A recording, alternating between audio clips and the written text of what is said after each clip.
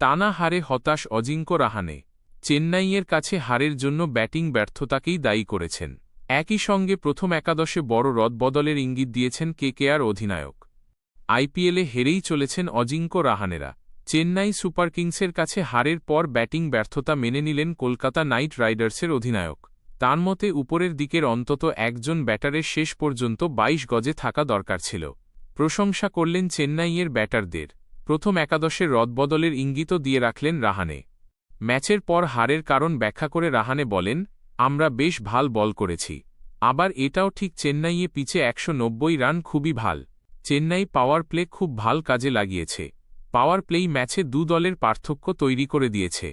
আমরা বোধহয় প্রথম ৬ ওভারে ৩৬ বা ৩৭ রান করতে পেরেছি। এটাই খুব গুরুত্বপূর্ণ হয়ে গিয়েছে। আমাদের উপরের দিকের একজন ব্যাটারের শেষ পর্যন্ত ২২ গজে থাকা উচিত ছিল। তাহলে হয়তো অন্য রকম হতে পারত। আদৌ কি কিছু হতো? একটা ভাল জুটিও তো তৈরি করতে পারেননি কেকেআর ব্যাটারেরা। উল্লেখ্য, চেন্নাইয়ের বিরুদ্ধে কেকেআরের হয়ে সর্বোচ্চ রান প্রথম একাদশ নির্বাচন কি ঠিক হচ্ছে? পরিবর্তনের ইঙ্গিত দিয়ে কেকেআর অধিনায়ক বলেছেন, আমরা শেষ দুটো ম্যাচ যে দল নিয়ে খেললাম সেটা সত্যিই ভাল। তবে আমাদের আরও ভাবতে হবে। আমরা জিততে পারছি না ঠিকই, তা ও মাথা উঁচু রাখতে হবে, আমাদের চিবুক উঁচু রাখতে হবে।